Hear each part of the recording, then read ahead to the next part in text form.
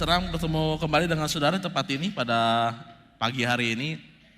Tema kita pada saat ini memang unik, temanya ini negatif tapi sebenarnya nggak bermaksud ke situ. Yaitu high maintenance, low impact.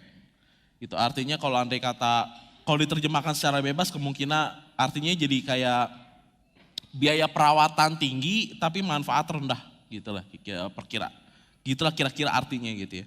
Jadi perawatannya tinggi tapi manfaatnya kecil atau manfaatnya rendah. Itu high maintenance, low impact. Dan ketika mendapatkan tema ini, saya langsung keingetan dengan satu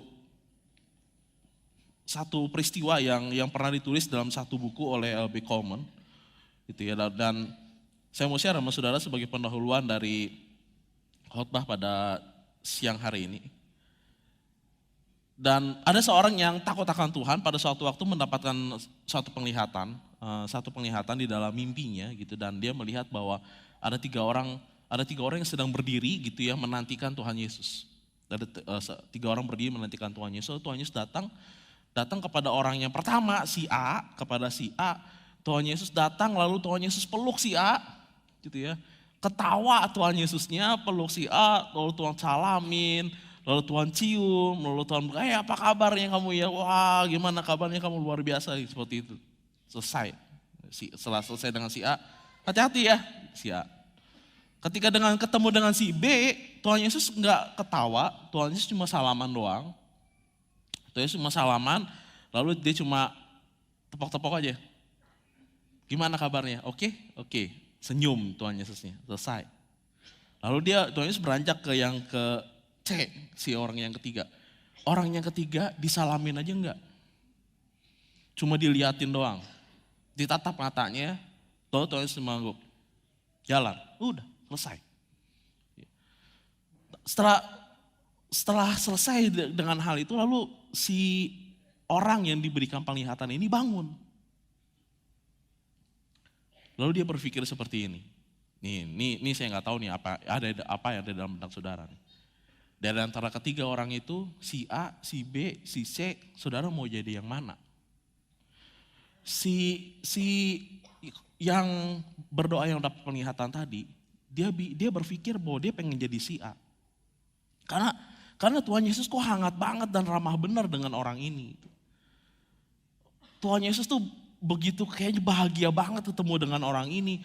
Tuhan Yesus begitu betul-betul merhatiin banget orang ini. Dia bilang, Tuhan, saya pengen jadi kayak A. Saya gak mau jadi kayak si C. Kena kutukan apa itu si C ini? Sampai Tuhan Yesus cuma ngeliat doang, selesai. Udah gitu, langsung jalan lagi. Saya gak mau jadi kayak si C, saya mau jadi kayak si A. Saya mau Tuhan berkatin saya mau Tuhan tersenyum kepada saya mau Tuhan sembuhin saya mau mendapatkan keangkatan dari Tuhan, saya mau tiap hari merasakan hadirat Tuhan. Saya pokoknya mau model kayak si A. Mendapatkan full attention, pokoknya semua yang berasal daripada Tuhan, saya mau A, itu si A. Dan jujur aja saudara ya, itu juga doa saya. Saya juga pengen mirip kayak si A. Saya pengen melakukan itu, saya pengen mendapatkan kayak gitu juga gitu. Tapi setelah itu dia tidur lagi. Lalu tiba-tiba dia mendapatkan penglihatan lanjutan gitu ya. Ini penglihatan ini bisa bersambung kayak serial Kung Fu Tiongkok. Gitu. Lalu dia di dalam penglihatan lanjutannya Tuhan datang sama dia dan dia bilang, Tuhan, saya mau seperti si A. Saya mau kayak si A. Lalu Tuhan tanya balik loh sama dia. Kenapa kamu pengen kayak si A? Dia bingung sama pertanyaan Tuhan, bukankah jawabannya harusnya udah jelas? Tuhan ramah banget kok gitu, dan saya pengen loh Tuhan ramah seperti itu ke saya. Dan jawaban Tuhan selanjutnya itulah yang mengegetkan dia. Kamu salah. Saya memberikan kepada kamu penglihatan ini untuk mengajarkan sesuatu loh kepada kamu. Saya melakukan itu kepada si A. Karena kalau andai kata A tidak diperlakukan seperti itu, dia gak bisa bertahan. Dia bakal tinggalin saya. Dia mesti diperhatiin, dia mesti diliatin, dia mesti dipeluk, dia mesti dibikin ketawa, dibikin sukacita. Karena kalau andai kata nggak begitu, dia kabur. Dia pergi. Orang ini belum dewasa. Yang B udah lebih dewasa sedikit. Jadi ya saya perlu cuma salamin aja. Udah. Yang C, saya mah cukup tatap mata dia doang, dia udah tahu hati saya. Dia udah tahu luar dalamnya saya. Saya gak perlu bilang I love you, dia udah tahu kok. Jadi pas lagi kita tatapan mata aja, dia udah cukup mengerti bahwa saya adalah Tuhan yang mengasihi dia dan walau apapun yang terjadi dia akan tetap ikut saya. Dan orang itu kaget dan orang itu bangun tersadar, kok beda banget ya. Tapi kita berarti kita sampai satu fakta, memang faktanya kan begitu, ya enggak? Faktanya adalah bukan berarti Tuhan gak sayang loh. Tapi faktanya ada kalanya Tuhan diam dan gak selalu tersenyum. Faktanya adalah ada kalanya Tuhan itu sepertinya tanda kutip kok kayak ninggalin kita ya. Kita gak selalu setiap waktu merasakan wah seperti gimana gitu. Tapi ada kalanya Tuhan seperti berlaku keras terhadap kita. Lah iyalah, firman Tuhan sendiri ngomong kok, Ibrani 12 ayat 6 sampai 7 bicara seperti ini. Karena Tuhan menghajar orang yang dikasihi. Dan ia menyesah orang yang diakuinya sebagai anak. Berarti memang ada saat-saat keras dalam kehidupan kita yang Tuhan lakukan, tapi bukan berarti Tuhan tidak mencintai loh. Si A itu high maintenance. Si C low maintenance. Ini yang jadi problem bukan perlakuan Tuhannya. Tetapi yang jadi renungan kita sekarang adalah bagaimana responnya kita. Ya, saya ulang nih. Yang jadi masalah bukan perlakuan Tuhannya. Tapi yang menjadi renungan kita pada pagi hari ini adalah bagaimana cara kita meresponnya. Secara umum ada 3 respon dari manusia. Itu ada sumbu high maintenance, ada sumbu high impact. Ada sumbu maintenance sama sumbu impact di situ ya. Kalau yang sisi sebelah kiri ini yang level 1. Ini kalau makan ayam pedas level 1. Ini nyebutnya tipe taker, tipe pengambil nih, orang pengambil nih ya. Ini orang nih high maintenance, low impact. Maksudnya high maintenance jadi kayak gini, dia mesti diperhatiin, dia mesti dirawat, dia mesti diliatin.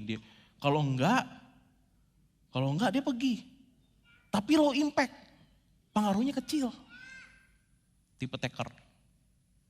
Yang kedua, itu tipe matcher. Tipe matcher itu tipe apa ya? Penyeimbang ini. Low maintenance, low impact. Kalau Tuhan kasih berkat sedikit, ya saya kasih sedikit. Tuhan kasih berkat saya gede, ya saya kasih gede. Dia orangnya ngimbangin. Nah yang ketiga ini giver. Tipe giver. Tuhan kasih sedikit pun, saya akan tetap kasih gede. Itu tipe giver. Jadi kita mau ngebahas ini satu nih ya. Mari kita mulai dari yang pertama. Tipe taker. Tipe taker itu bisa dibilang kalau bahasa simpelnya orang gak mau rugi. Dia ini tipe pengambil. Tipe taker ini lebih senang nerima daripada memberi. Dan kalau memberi itu biasanya jauh lebih sedikit dari yang mereka terima. Ini tipe taker. Bisa dibilang gak mau rugi. Jangan salah nih. Jangan-jangan kita semua pernah ngalamin model kayak begini. Ini level 1. Level yang paling bawah memang. Tapi kita semua mungkin pernah ngelewatin ini. Ini level bayi rohani. Ini level orang yang belum dewasa secara rohani. Yang jadi masalah sebenarnya bukan level bayi rohaninya, bukan. Yang jadi masalah adalah kalau andai kata udah bertahun-tahun kagak pernah berubah, tetap ada di sini. Bayi rohani terus. Itu yang jadi problemnya. Bukan masalah bayi rohani. Kalau andai kata ada saudara yang ada di sini, kalau saudara masih baru percaya dan Tuhan berikan perhatian lebih sama saudara, ya itu wajar-wajar aja. Saya pernah ketemu dengan satu pendeta di Sampit waktu itu. Ingat banget tuh pendeta di Sampit, dan dia pendeta yang bukan dari kecilnya Kristen. Dia masuk Kristen gitu ya. Dan dia cerita waktu saya pertama kali masuk Kristen, waktu saya pertama kali percaya, Aduh rasanya mah kayak sorga katanya. Dia doa apa, dia berdoa apa, gak berapa lama kemudian jawabannya datang. Dia berdoa, jawabannya datang. Berdoa minta sembuhin, langsung disembuhin. Banyak mujizat terjadi itu lagi di awal-awal dia bilang. Tapi entah kenapa ya, setelah sekian lama ya, sekarang kalau saya berdoa jawabannya lama banget datangnya. Iya, dalam hati saya ngomong, you grow up. Kamu bertambah dewasa. Karena pada kenyataannya toh kita orang tua gak selalu mengiyakan semua keinginan anak. Contoh simpel. Anak saya si Ray. Anak saya Ray umur 2 tahun sekarang, 2 tahun 8 bulan. Kalau tidur minta diempok-empok. Papa empok-empok. Saya empok-empok. Kalau saya gak mau empok-empok, dia bangun, dia pegang tangan saya. Lalu diarahin ke pantatnya dia. Dia nyuruh saya empok-empok. Saya empok-empok, empok-empok gitu, empok-empok. 2 tahun. Tapi kalau sampai 18 tahun saya minta empok-empok, kayaknya ada yang salah deh. Ini ada problem nih kalau 18 tahun masih empok-empok. Sekarang eranya berganti. Sekarang dia lagi gak minta empok-empok. Dia minta tidur di samping saya. Jadi kalau lagi tidur, mama tidur samping papa. Gitu. Wow, lagi awal-awal bangga juga dong jadi bapak. Iya enggak, wow nih anaknya dekat banget nih mau tidur sebelah sama saya. Tapi jadi problem sekarang. Kenapa? Itu bantal kepala kan cuma segini-gininya doang. Udah ngeliat badan saya kan yang segede bagong begini. Terus sekarang mesti dibagi dengan anak saya yang tidurnya minta sebelah sama saya gitu, satu bantal kepala. Istri saya mulai agak khawatir. Khawatir kalau saya ketiduran terus saya tindih dia, gubruk begitu ya. Gimana tuh namanya? Ya itu, tapi itu kan masa pertumbuhan nih. Ini memang orang giver ini orang level di bawah. Ayat favorit orang giver tuh, orang jadi giver lagi, taker. Ayat favorit orang taker itu Kejadian 13 aja yang di Kejadian 13, 14 sampai 15 ayat berikut. Nah, pandanglah sekelilingmu dan lihat dari tempat kau berdiri itu, dari timur dan barat, utara dan selatan, seluruh negeri yang kau lihat itu akan kuberikan kepada dan kepada keturunan untuk selama-lamanya. Woo, yes. Ini ayatnya gak salah ya. Tapi ini ayatnya paling diaminin sama orang giver, sama orang taker. Kenapa? Berkat bro, berkat terus, semua jadi milik gua. Kiri, kanan, depan, belakang, semua dikasih. Karena emang orang taker ngelihatnya ke dalam diri sendiri. Buat saya, diberkati, saya diberkati. Makanya ayatnya senengnya yang model-modelnya kayak gini. Karena gini ayatnya gak salah nih. Dan saya gak bilang karena, pastor itu kan ayat favorit saya, kayaknya pastor lagi nyindir saya gitu. Enggak. Tapi emang nih ayat favoritnya tipe orang taker. Orang taker juga, ini kali lagi ya, ini kita mungkin pernah ngalamin ini nih, jangan ngeliat orang lain nih. Ini masa-masa pertumbuhan rohani seseorang. Kalau ngasih berapa berkat banyak tapi giliran suruh ngasih susah. Ini pernah ketemu juga nih bukan pernah ketemu, saya diceritain dengan satu pasang suami istri yang suaminya baru dapat proyek gede gitu ya, bawa dompet tebal gitu. Dulu kan kolektor kan di ini kan, nggak kayak sekarang nih, dikolek kalau dulu kan, persembahan jalan gitu kan. Jadi ayo mari kita berikannya terbaik kepada Tuhan gitu kalau kata WL di depan, lalu persembahan dijalankan. Pas lagi persembahan dijalankan, wah suaminya udah ngelihat kayaknya suami bakal ngasih gede nih. Istrinya ngelihat suaminya gitu, suaminya buka dompet, buka. Wah jalan gitu, makin dekat ke mereka, kok kayaknya gak keluar-keluar duitnya. Masih diliatin terus dompetnya. Udah senggol. Lagi ngeliatin apa sih? Ini lagi ngeliatin duit 100.000 lewat, 50.000 lewat, 20.000 lewat, 10.000 lewat, 5.000 lewat. Terus suaminya nanya, uang 1.000-an kemarin lu taruh mana ya Maya?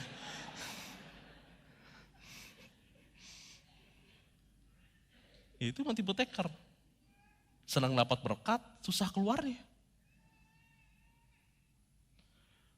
Tapi kan kita nggak mau sampai di level itu doang gitu.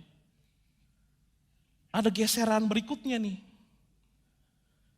Geseran berikutnya itu tipe matcher. Dia ngimbangin tipe matcher tuh. Dia ngimbangin apa yang dia terima, dia apa yang dia beri. Seimbang pokoknya. Tuhan kasih berkat segini, saya akan kasih segini juga. Tuhan gak kasih berkat, saya gak kasih berkat. Itu tipe matcher. Dia ngimbangin. Saya pernah ngalamin model-model kayak begini dulu. Saya lagi kesal sama Tuhan. Jujur, kesel, lagi marah. Pernah marah gak sama Tuhan? Saya pernah marah, jujur aja nih, saya pernah marah nih sama Tuhan. Saya pernah marah sama Tuhan. Di gereja, semua lagi menyembah, saya begini. Ngeliatin. Iya dong, kenapa saya begini? Tuhan nyuekin gue nyuekin Tuhan. Mecer, nyimbangin. Untung Tuhan kagak datang terus sampai noyor gue, siapa lu gitu, belagu banget kayaknya. Sok keren bener gitu ya. Tapi itu tipe mecer ya, dia ngimbangin gitu apa yang Tuhan kasih. Kalau menurut saya Tuhan kasih segini, ya saya akan kasih segitulah, selevel itu. Gitu. Kalau ayat favoritnya tipe mecer ya sebab berlaku, nyawanya ganti nyawa, mata ganti mata, gigi ganti gigi, tangan ganti tangan, kaki ganti kaki. Ngecer, ya enggak? Nyimbangin. Tapi Tuhan nggak mau kita berhenti sampai level sini doang sebenarnya. Naik level lagi dong satu lagi. Namanya tipenya tipe giver. Tipe memberi. Ini orang memilih untuk memberi lebih dari mereka terima. Patut diperhatiin ya. Tiga-tiganya nih ya, baik tipe taker, tipe matcher maupun tipe giver, tiga-tiganya punya kalkulator. Mereka tiga-tiganya sama-sama ngitung. Kalau tipe taker dia ngitung untung di gua, ambil bro. Gitu tipe taker. Matcher sama nih, seimbang, oke. Matcher. Giver, rugi. Tapi untung buat Tuhan sama untung buat orang lain, kasih. Itu tipe giver. Dan tipe giver ini memang ayat-ayat firman Tuhannya yang diberikan oleh Tuhan Yesus ini banyak sebenarnya buat tipe giver. Ambil contoh ya.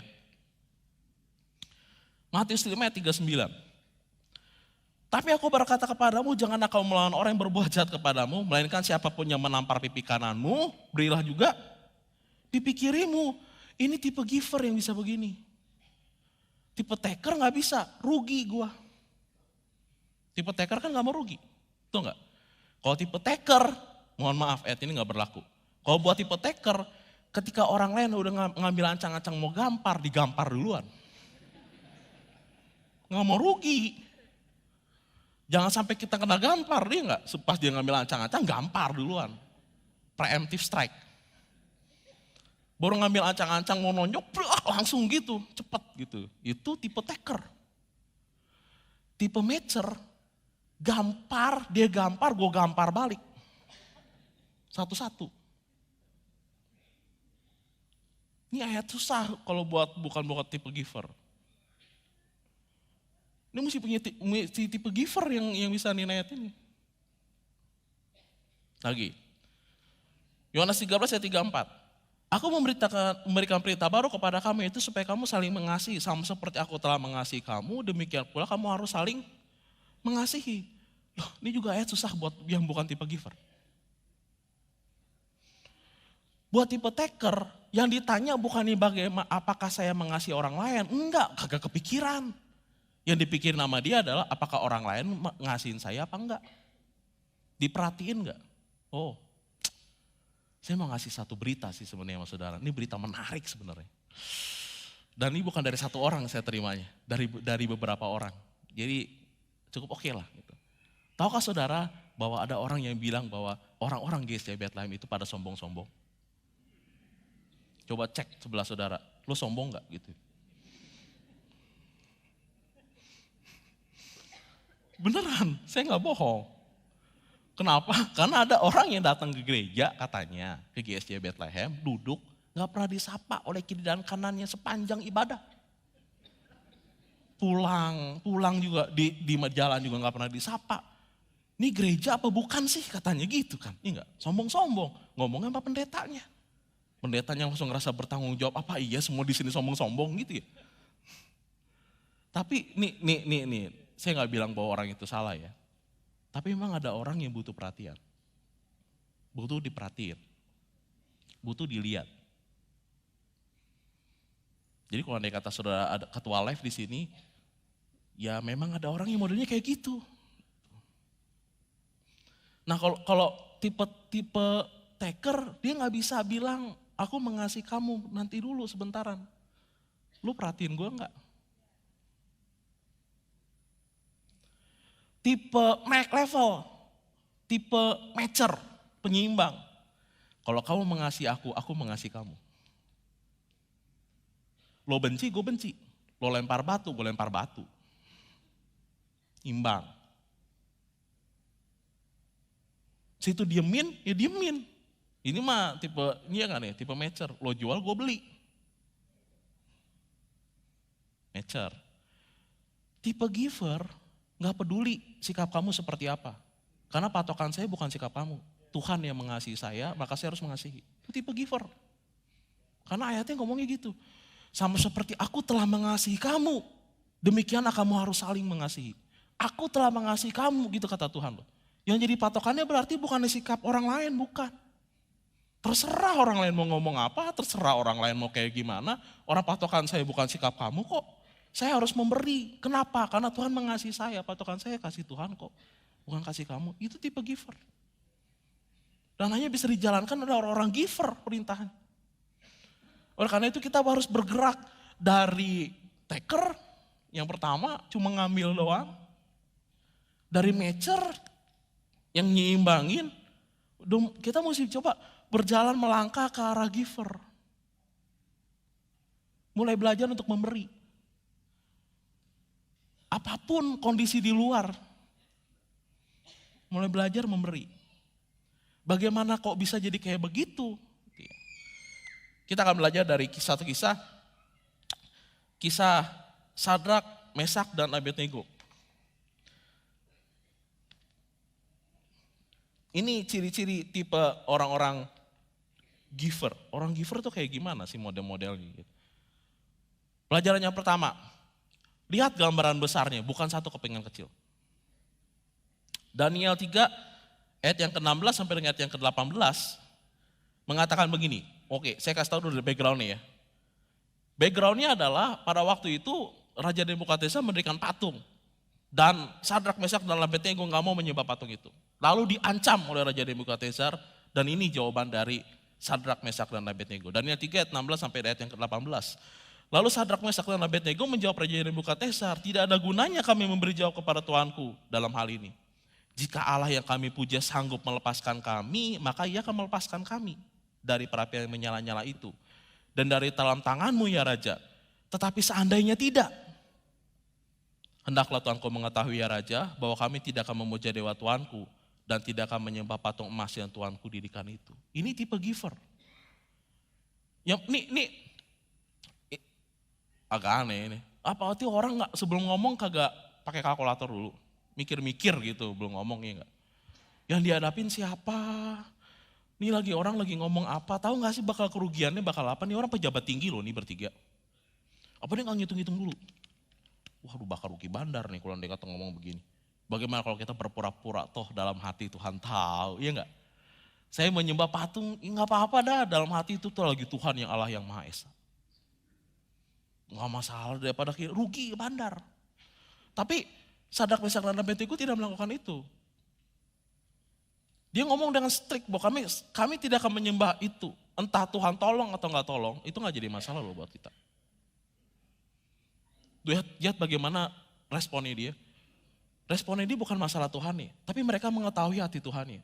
Hati Tuhan saya akan tersakiti kalau dikata saya melakukan itu. Saya nggak mau menyakiti hati Tuhan saya. Oleh karena itu, daripada menyakiti hati Tuhan saya tidak akan melakukan itu. Tuhan tolong, Tuhan nggak tolong, itu bukan urusan saya. Tapi yang respon saya adalah, saya nggak mau nyakitin hati Tuhan saya. Selesai. Ini orang tipe giver. Tapi dia ngelihat Tapi dia ngelihat bukan cuma sekelumit sih sebenarnya. Dia tahu hatinya Tuhan. Orang giver itu ngelihat satu peristiwa tuh satu bagian utuh, satu gambaran utuh. Dia nggak ngelihat cuma di satu event itu doang gitu. Dia tahu persis kalau andai kata Tuhan nggak tolong saya, toh saya juga akan bersama-sama dengan Tuhan di sana. Tuhan akan menerima saya. Lihat bagaimana pola pikir orang giver itu nggak cuma ngelihat di satu sekup kecil, gitu. Tapi dia ngelihat di sekup yang besar, gambaran besar. Saya beliin rel Lego. Ini ceritanya tertonton ceritanya. Tapi kalau mirip tank ya saudara harap wajar maklum. Ini tertonton. Saya lagi beberapa hari yang lalu saya iseng lagi main nama dia bikin truk tronton. Kalau begini modelnya kelihatan seperti mobil kan gitu kan. Tapi bagaimana kalau andai kata saya copot dan saya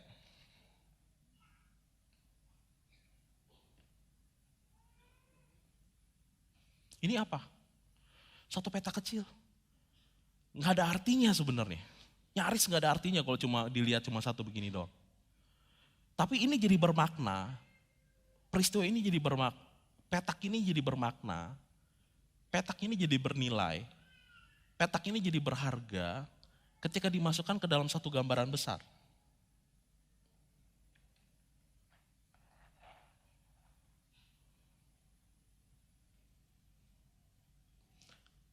Sayangnya, kehidupan ini modelnya kayak begini.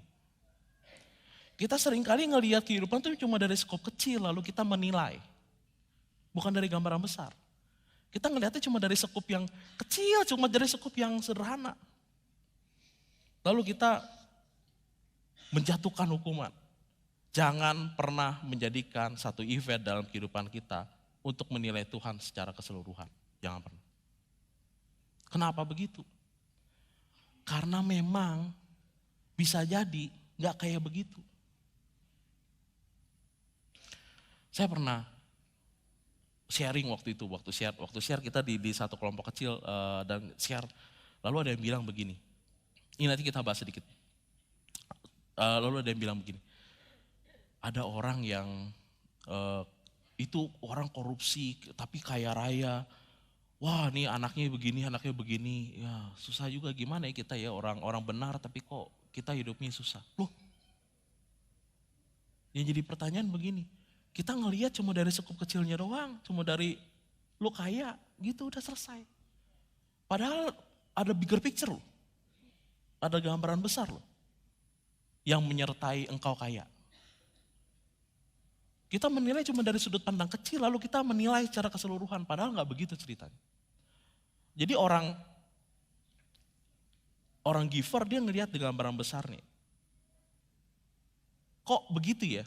Nih, kenapa? Karena kalkulator Tuhan beda dengan kalkulatornya kita. Daniel 3 ayat yang 19 mengatakan seperti ini, maka meluaplah kegeraman Nebukadnezar, air mukanya berubah terhadap Sadrak, Mesak dan Abednego, lalu diperintahkannya supaya perapian itu dibuat 7 kali lebih panas dari yang biasa. Ini juga jujur. Saudara ya, saya berharap kisahnya rada beda.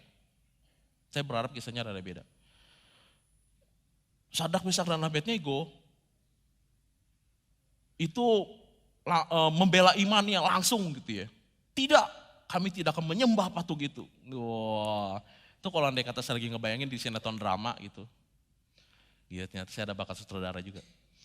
Kalau lagi ngebayangin di sinetron drama, yang saya bayangin itu sebenarnya kayak begini modelnya.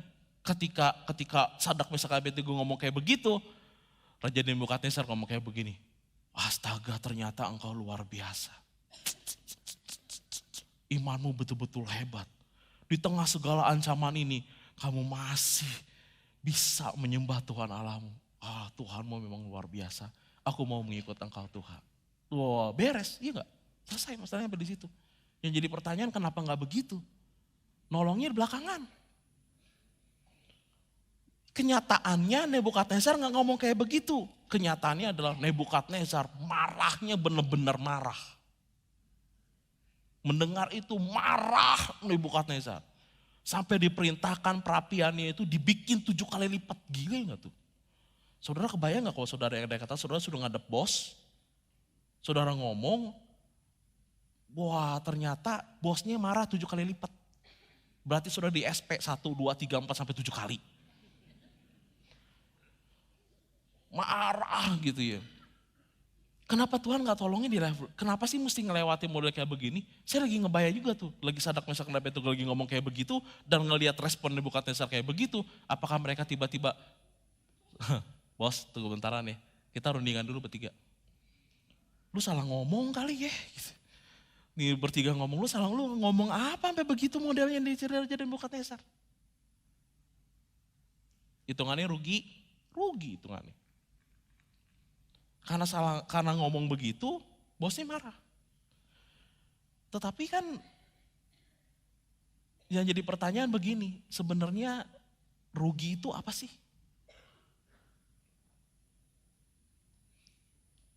Sebetulnya kalau andai kata kita hitung-hitung rugi itu benar-benar rugi gak sih? Ini problemnya adalah seringkali kita menghitung berdasarkan kalkulatornya kita soalnya. Bukan pakai kalkulatornya Tuhan. Kita ngitung berdasarkan standarnya kita soalnya. Nggak ngitung berdasarkan standarnya Tuhan. Ada satu contoh menarik. Bagaimana ada perubahan yang terjadi kalau andai kata kita ngerubah kalkulator. Mazmur 73 ayat 12 sampai 20. Saya cepat nih saudara, waktu saya habis. Sesungguhnya itulah orang fasik, mereka menambah harta benda dan senang selamanya. Sia-sia sama sekali aku mempertahankan hati yang bersih dan membasuh tanganku tanda tak bersalah. Namun sepanjang hari aku kena tulah dan kena hukum setiap pagi.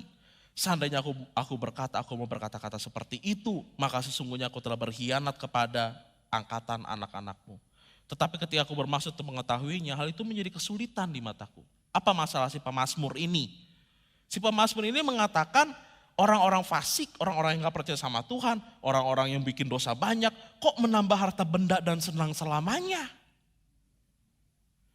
Sedangkan orang-orang yang hatinya bersih, yang ngebasuh tangannya, tanda tak bersalah. Artinya adalah orang-orang yang gak mau ikut-ikutan bikin jahat.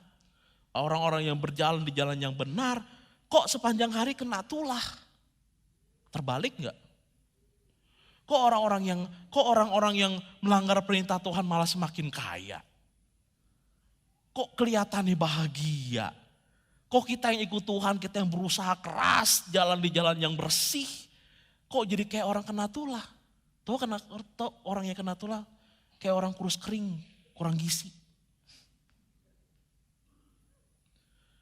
Itu kan pertanyaan yang menarik loh. Dia menghitung, tapi hitungannya pakai kalkulator sendiri. Dia ngeliat Tuhan, lalu dia protes kepada Tuhan. Tuhan, nih hitungan saya nih. Saya udah melakukan yang baik, saya udah melakukan yang benar, dan ini hasilnya. Saya rugi. Sekarang saya mau minta pertanggungjawaban Tuhan. Itu kan Mazmur 73. Dia ngomong kayak begitu. Sampai, lanjutannya. Sampai aku masuk ke dalam tempat kudus Allah dan memperhatikan kesudahan mereka. Sesungguhnya di tempat-tempat licin kau taruh mereka, kau jatuhkan mereka hingga hancur. Betapa binasa mereka dalam sekejap mata, lenyap habis oleh karena kedahsyatan. Seperti mimpi pada waktu terbangun ya Tuhan, pada waktu terjaga rupa mereka kau pandang hina. Sekarang apa yang dilihat oleh dia? Ketika dia melihat ketika dia masuk ke dalam hadiratnya Tuhan, dia ngelihat orang-orang yang fasik itu adalah orang-orang yang akan dijatuhkan oleh Tuhan. Dia bukan ngelihat orang-orang fasik itu sebagai orang yang beruntung loh. Tapi dia justru melihat orang-orang fasik itu sebagai orang yang akan dijatuhkan. Dia malah jadi, wow kok begitu ya, hancur banget ya kejatuhan mereka ya. Pertanyaan saya, faktanya, kondisinya masih sama? Masih sama, gak ada perubahannya. Tetap lebih kaya orang-orang fasik daripada orang-orang benar. Tetapi yang berubah apanya? Yang berubah kalkulatornya doang. Dia melihat sesuatu yang tidak dia lihat sebelumnya ketika dia pakai kacamata ini, diri sendiri. Tapi ketika dia masuk ke hadapan hadirat Tuhan, dia pakai kacamatanya Tuhan. Dan dia melihat situasi yang betul-betul berbeda. Situasi yang benar-benar berbeda. Jangan-jangan nih ya. Ketika kita bilang pada saat ini dan kita ngomong bahwa Tuhan sedang meninggalkan saya, itu kalkulator siapa yang lagi dipakai? Dan ketika kita ngomong sama Tuhan, Tuhan mohon maaf nih Tuhan kok saya kayaknya kurang gizi, tanda kutip. Kayak kena tulah setiap pagi. Itu kalkulator siapa tuh yang lagi dipakai? Udah masuk ke hadirat Tuhan belum? Udah ngelihat pakai kacamatanya Tuhan belum? Jangan-jangan kacamata Tuhan beda ngelihatnya. Karena standarnya Tuhan beda sama standarnya kita. Dan ini yang menyeramkan. Di mata Tuhan, hati-hati nih saudara. Kekayaan, kebahagiaan, kesehatan, itu bisa jadi alat untuk menjerumuskan. Gila gak? Padahal kita jadiin patokan itu sebagai tanda berkat. Makanya hati-hati. Sedikit saksian saya. Saya ketika married dengan istri saya yang sekarang, sama istri saya pernah yang kapan lagi.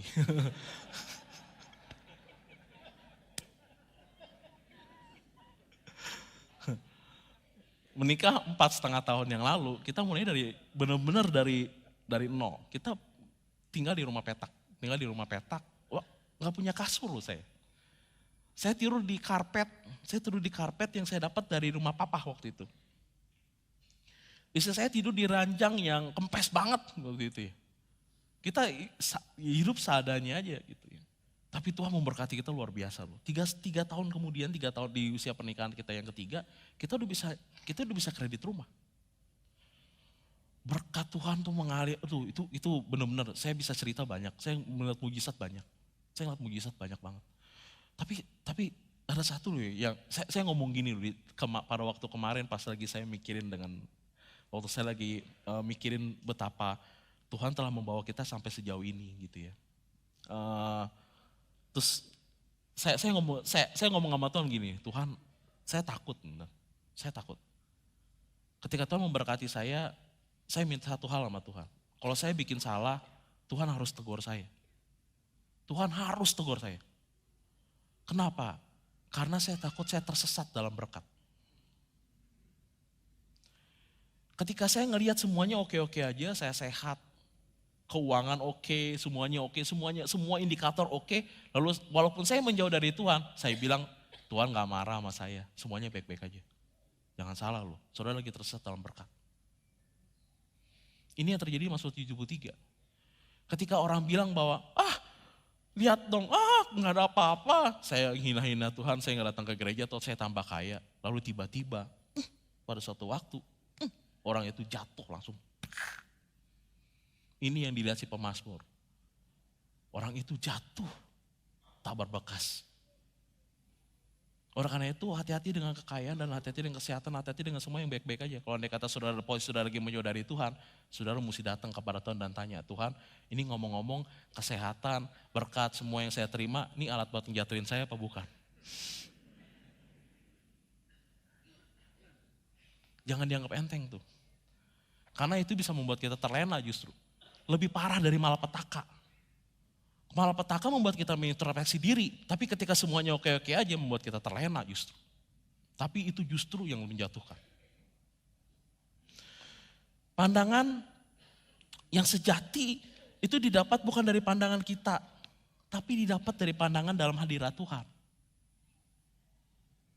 Itu pandangan yang sejati. Orang yang udah masuk ke dalam hadirat Tuhan, dia ngelihatnya beda kacamatanya. Contoh Yusuf, Kejadian 50 ayat yang ke-20 dan 21 ngomong kayak gini, memang kamu telah mereka-rekakan yang jahat terhadap aku. Dia ngomong gini kepada saudara-saudaranya. Memang kamu telah mereka-rekakan yang jahat terhadap aku, tetapi Allah telah mereka-rekakannya untuk kebaikan.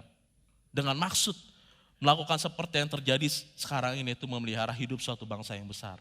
Pertanyaannya yang ini, di dalam omongan dia mengakui loh. Yusuf mengakui bahwa saudara-saudara itu jahat.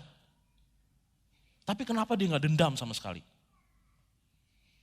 Karena dia udah ngelihat pakai mata hadiratnya Tuhan. Dia ngelihat bahwa bagaimana Tuhan tuh udah membuat segala sesuatu yang jahat pada awalnya kok jadi sekarang nih memang ternyata ini ada untuk kebaikan.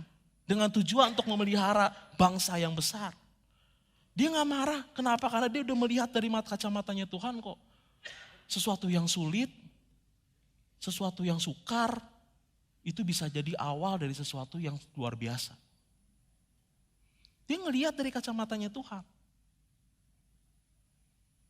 Sehingga walau terjadi sesuatu yang susah, dia nganggap itu enggak sesuatu yang susah. Oleh karena itu, tetap berikan yang terbaik untuk Tuhan dan sesama walau terlihat rugi.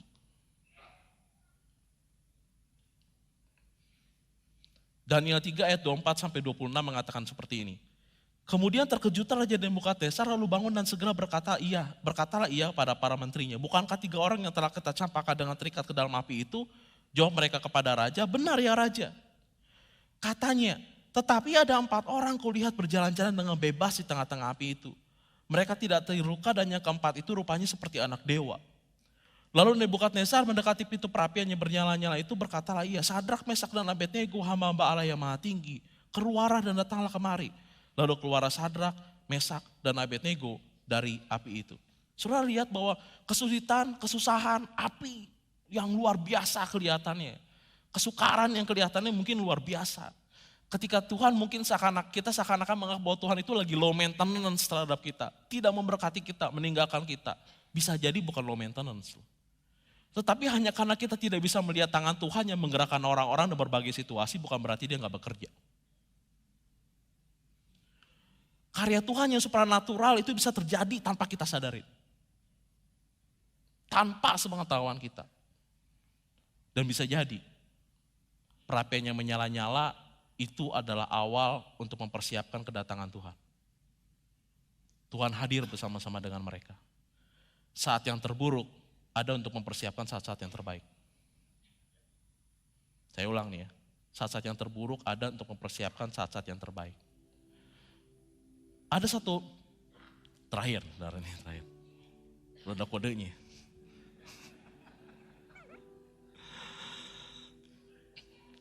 Ada seorang tukang kelapa. Saya pernah dengar cerita dari saudara-saudara jemaat, saudara.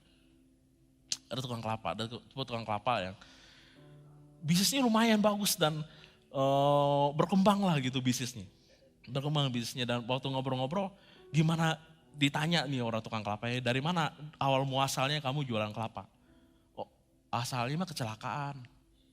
Dipecat dari kerjaan. Bingung mau ngapain? Akhirnya ya udahlah saya coba-coba aja gini itu akhirnya jualan kelapa. Ternyata penghasilan kelapa berkali-kali lipat daripada dia hasil kerja dia dulu. Nyesel saya jadinya. Dia ngomong gitu. Nyesel kenapa? Kenapa saya nggak dipecat dari dulu-dulu? Kenapa saya dipecatnya baru belakangan ini doang? Coba kalau dari dulu-dulu. Saya jualan bisnis kelapa, udah kaya kali saya sekarang. Dipecat buruk. Tetapi lihat bagaimana Tuhan mengubah saat yang buruk sebagai persiapan untuk masa-masa terbaik. Ngerasa low maintenance? Di low maintenance sama Tuhan, yakin low maintenance. Gimana kalau andai kata kita jangan pikirin apakah itu low maintenance atau high maintenance. Karena yang terpenting adalah respon kita. Saya mau tetap memberikan yang terbaik. Walaupun entah apapun yang Tuhan lakukan. Bisa gak ngomong kayak Sadrak, Mesak dan Abednego? Tuhan tolong, Tuhan gak tolong, itu gak masalah buat saya. Yang terpenting buat saya tahu hatinya Tuhan. Dan saya mau tetap ikut Tuhan. Apapun yang terjadi. Kalau begitu, saudara jadi seorang giver. Kita telah maju satu langkah. Mari saya dan saudara bangkit berdiri.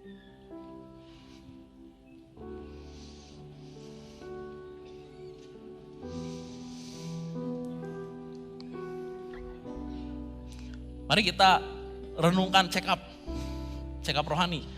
Pada hari ini setiap kita mendengarkan firman Tuhan, mari kita merenungkan dan lihat mengaca ke dalam diri kita sendiri. Kita melakukan check up rohani. Lihat ke dalam diri kita sendiri dan cek hati kita. Apakah pada saat ini kita merasa bahwa Tuhan gak adil? Apakah pada hari ini saudara ngerasa bahwa saudara lagi ditinggalkan oleh Tuhan? Apakah pada hari ini saudara lagi ngerasa bahwa Tuhan itu sedang pergi jauh? Dan saudara sedang ditelantarkan oleh Tuhan? Apakah pada saat ini saudara ngerasa bahwa saya gak tahu ya Tuhan, kok begini-begini aja ya? Jadi kalau ini adalah apa yang saudara rasa pada saat ini, saudara Ini adalah saat yang terbaik untuk berhubungan dengan Tuhan. Ini adalah saat yang terbaik untuk berhubungan dengan Tuhan. Katakan kepada Tuhan, Tuhan, saya mau menjadi seorang giver. Saya ingin kenal hatinya Tuhan. Saya mau fokus bukan apa yang telah Tuhan kerjakan dalam tanda kutip, telah Tuhan berikan berkat dalam kehidupan saya, bukan itu. Tapi sekarang saya mau belajar kedalaman hatinya Tuhan yang mengasihi dan mencintai saya. Saya mau percaya kepada Tuhan. Apapun yang terjadi dalam kehidupan saya, Engkau adalah Allah yang tidak pernah meninggalkan saya. Karena saya tahu hatinya Tuhan. Katakan itu kepada Tuhan. Katakan itu kepada Tuhan. Jika itu yang saudara rasa, bilang sama Tuhan, Tuhan, sekarang saya gak mau pakai feeling. Karena saya tahu hatinya Tuhan. Saya mau belajar untuk mengenal hatinya Tuhan. Hati yang setia. Hati yang memberikan yang terbaik. Dan sekarang juga, apabila ada di antara saudara pada saat ini yang ingin berkata kepada Tuhan, Tuhan, saya ingin seperti Sadrak, Meshak dan Abednego yang berkata kepada Tuhan, Tuhan tolong, Tuhan gak tolong, itu gak masalah buat saya. Saya mau tetap ikut Tuhan. Tuhan tolong, Tuhan gak tolong, no problem. Tapi saya mau tetap mengiring Tuhan. Jadi kalau ini adalah komitmen saudara, dan saudara menjadi seorang giver dalam hidup saudara, memberikan hidup saya, saudara memberikan yang terbaik, walaupun tanda kutip low maintenance dari Tuhan. Angkat tangan saudara. Angkat tangan saudara. Berdoalah kepada Tuhan dan katakan itu langsung kepada Tuhan. Katakan langsung kepada Tuhan. Ini privat. Ini adalah antara saudara dengan Tuhan. Ini adalah percakapan saudara dengan Tuhan. Ini bukan soal tetangga kiri dan kanan, samping kiri dan kanan saudara. Ini bukan soal suami saudara, pasangan hidup saudara. Ini adalah antara saudara dengan Tuhan. Pada saat ini, apabila saudara berkomitmen dan mengatakan kepada Tuhan, Tuhan tolong, Tuhan gak tolong.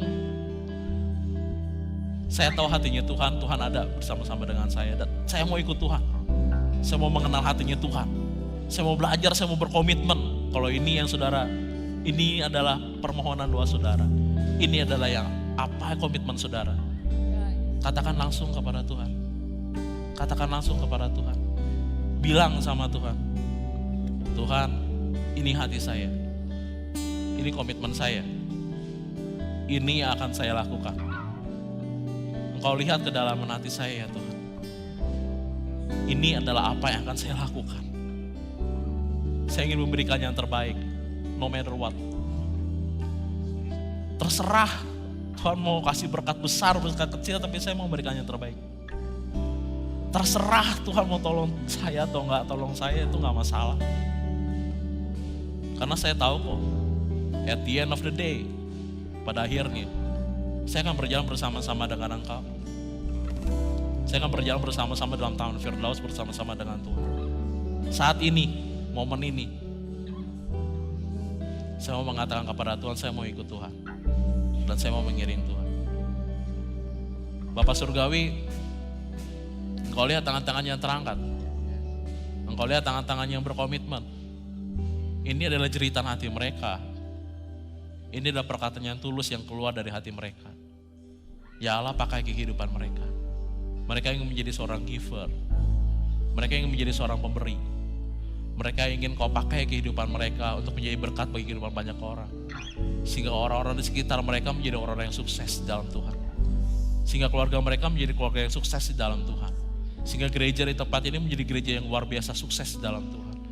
Sehingga orang-orang di sekitar mereka semakin bertumbuh dewasa di dalam Tuhan. Mereka tidak lagi mau mementingkan diri mereka sendiri, tapi mereka mau belajar untuk memberi. Memberi yang berasal dari hatinya Tuhan. Memberi yang berasal dari pengetahuan akan Tuhan. Memberi yang berasal dari rasa cinta kepada Tuhan. Memberi yang berasal dari pengenalan. Pengenalan akan hati Tuhan. Bahwa Tuhan adalah Tuhan yang melakukan yang terbaik dalam kehidupan mereka. Entah apa yang mereka alami pada saat ini. Mungkin pada saat ini mereka sedang mengalami masa-masa yang sulit. Tetapi satu hal yang kami tahu bahwa Engkau adalah Allah yang tetap yang memberikan yang terbaik. Kami tahu Tuhan, masa sulit ini akan menghasilkan masa-masa yang terbaik. Masa-masa kegelapan ini akan menghasilkan masa-masa keemasan. Dan kami percaya Tuhan, tangan Tuhan turut bekerja dalam kehidupan kami. Tangan Tuhan adalah tangan Tuhan yang kuat. Tangan Tuhan adalah Tuhan yang menyertai kami dan tidak pernah meninggalkan kami. Terima kasih.